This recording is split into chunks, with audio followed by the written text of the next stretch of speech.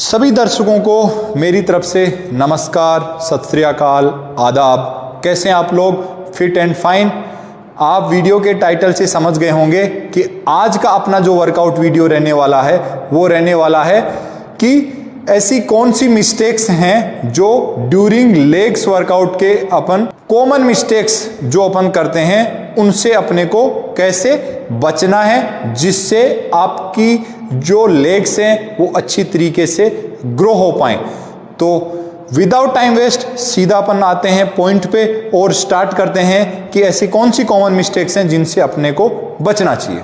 Choose your exercise for progressive overload, यानी को अपना वेट वीक टू वीक कैसे इंक्रीज करते हुए उस एक्सरसाइज को परफॉर्म करना है। जैसे अगर आप स्क्वाट परफॉर्म कर रहे हो,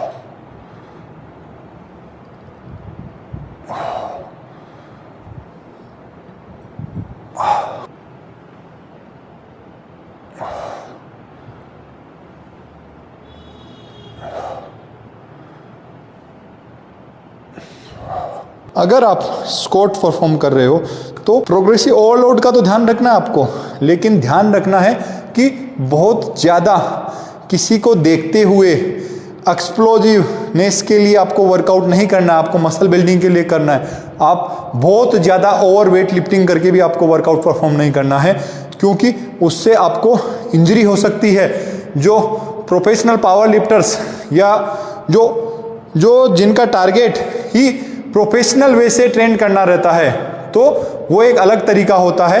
आप अगर नॉर्मल मसल बिल्डिंग की बात कर रहे हैं, प्रोग्रेसिव ओवरलोड होना चाहिए, लेकिन आपको हेवी वेट लिफ्टिंग से भी बचना है। नेक्स्ट जो कॉमन मिस्टेक्स है वो होती है कि must add 4 groups of legs in your workout, यानी जो लेग्स के 4 हेड ग्रुप हैं सबकी एक्सरसाइज आपको इंक्लूड करना है अपने वर्कआउट पैटर्न में।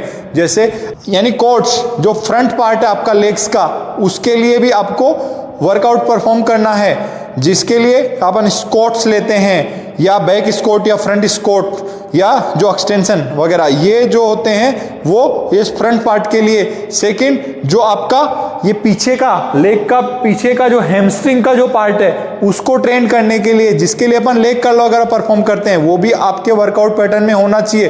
थर्ड, आपका काफ, ये देखिए ये होना ही चाहिए आपका वर्कआउट पैटर्न में, काफ के लिए वर्कआउट होना चाहिए आपका। और नंबर 4 जो ग्रुप है वो है ग्लूट्स, यानी ग्लूट्स के लिए भी आपको एक्सरसाइजेज लेना है। तो ध्यान रखें, चारों मसल हेड्स यानी quads, hamstring, calf and glutes का वर्कआउट आपके वर्कआउट पैटर्न में होना चाहिए, तभी आपकी लेग ओवरऑल एंड अच्छी तरीके से ग्रो हो पाएगी। Avoid over training of muscle, यानी अगर आप लेग्स का वर्कआउट परफॉर्म कर रहे हैं तो आपको ओवर ट्रेनिंग से भी बचना है। जैसे अगर आप फ्रंट स्क्वाट लगा रहे हो, बैक स्क्वाट लगा रहे हो, लेग प्रेस लगा रहे हो, लेग एक्सटेंशन लगा रहे हो, चारों एक्सरसाइज एक ही पार्ट को ट्रेन कर रही है, फ्रंट पार्ट आपका कोट्स, तो 4 एक्सरसाइज एक ही कोट्स के लिए आपको जरूरत नहीं है। आपने अगर लेग प्रेस ले लिया या फिर अगर आपने स्क्वाट लिया तो साथ में आप एक आइसोलेशन मोमेंट लेग एक्सटेंशन आपने ले लिया, दैट्स एनफ। आपको जरूरत नहीं चारों के चारों वर्कआउट आप सिंगल डे उसी दिन परफॉर्म करो। आपको ये ध्यान रखना है कि ओवर ट्रेनिंग से बचना है। इसी से जुड़ी नेक्स्ट जो मिस्टेक्स है वो होती है कि train twice in a week में 2 बार आपको लेग्स को ट्रेन करना ही करना है। आपका जो एक्सरसाइज का पैटर्न और वो एक्सरसाइज का वेरिएशन आपको इस तरीके से चूज करना है कि आप लेग्स को 2 बार हफ्ते में ट्रेन करें। हाँ, ये हो सकता है कि आप अगर वीक में फर्स्ट टाइम अगर परफॉर्म कर रहे हैं तो आपकी अगर रेप रेंज 8 से 10 है तो नेक्स्ट जो आप परफॉर्म करो उससे 12 से 15 रख सकते हो। उससे आपको मसल ग्रो होने में बहुत अच्छा योगदान मिलेगा और आपकी लेग्स अच्छी तरीके से ग्रो होने वाली है। कीप मसल इन टेंशन, यानी आपको मसल को टेंशन जो ड्यूरेशन है उसका आपको टाइमिंग बढ़ाना है, यानी अगर आप जैसे ये लेग एक्सटेंशन में परफॉर्म कर रहा हूं तो ये मैं अप कर रहा हूं, ये 1 सेकेंड में आ रहा है, लेकिन जब ये डाउन मूवमेंट परफॉर्म हो रहा है तो ये बहुत स्लो जा रहा है। 1 2 3 अगेन 1 1 2 3 1 1 2 3, यानी जो एक्सरसाइज का एक रेप में परफॉर्म कर रहा हूं तो उसमें 4 सेकंड लग रहे हैं। 1 सेकंड आपको एक्सटेंड करने में लग रहा है, तो जब वापस लेग मेरा फोल्ड हो रहा है तो वो स्लो मूवमेंट के साथ में 3 सेकंड में हो रहा है, यानी वो स्लो डाउन कर रहा हूं। इससे क्या होगा, आपकी एक्सरसाइज का जो टेंशन टाइमिंग जो होता है वो 40 सेकंड से 50 सेकंड के आसपास रहेगा, और वो बहुत अच्छा टाइमिंग है आपकी मसल बिल्डिंग के लिए। तो लेग्स के वर्कआउट में भी आपको इसको ध्यान रखना है। लेग प्रेस, लेग का वर्कआउट में लेग प्रेस बहुत अच्छी एक्सरसाइज है। लेग्स का वर्कआउट में ये जो मिस्टेक्स है आपको भूल के भी नहीं करना है, छोटी मोटी मिस्टेक्स इग्नोर हो जाएगी। ये वाली मिस्टेक अगर आपने की है तो आप बहुत बड़ी इंजरी करा बैठोगे। आपको ध्यान रखना है, जब भी आप लेग प्रेस या लेग के ये मूवमेंट आप परफॉर्म करो तो ध्यान रखो आपका जो घुटना है लॉक पोजीशन में नहीं आना चाहिए।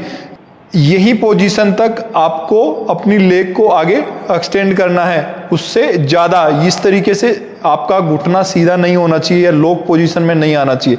आपका मूवमेंट यहाँ से शुरू होगा और बस यहीं तक जाएगा, बस यहीं तक जाएगा। आपको लॉक नहीं करना है, नहीं तो आपको बड़ी इंजरी भी हो सकती है। तो ये बहुत कॉमन मिस्टेक है और आपको इससे बिल्कुल बचना है।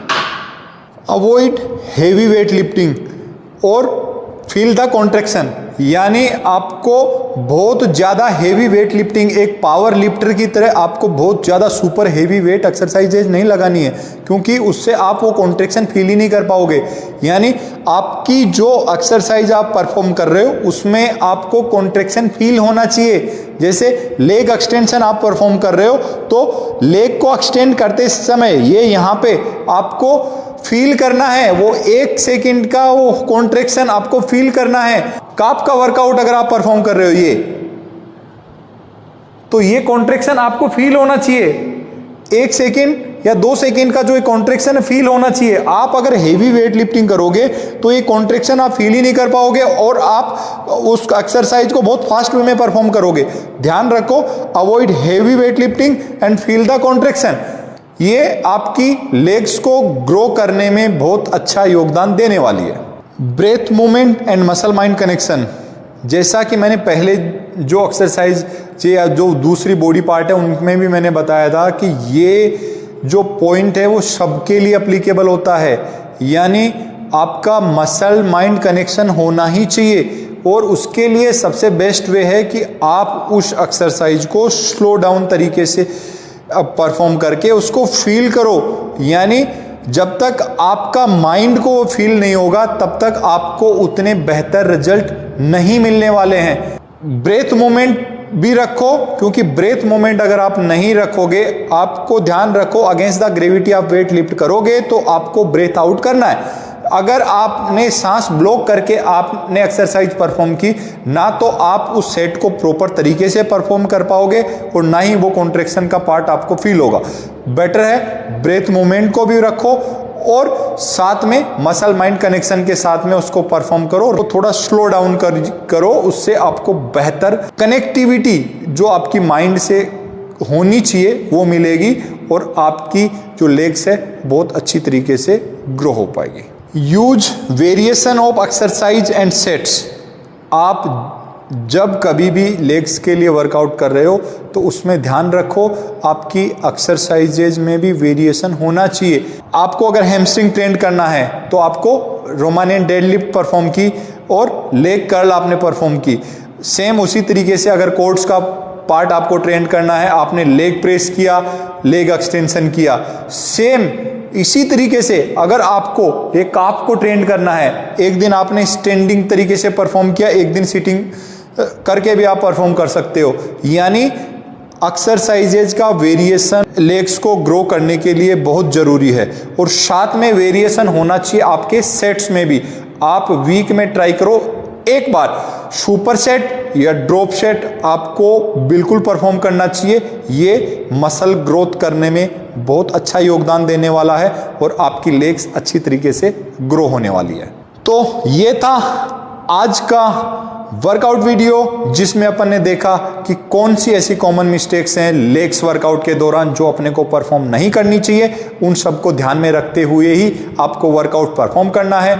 आप यूं ही मेरे साथ बने रहें, अच्छा वर्कआउट करते रहें, अच्छा न्यूट्रिशन लेते रहें और अपने आप को फिट रखें।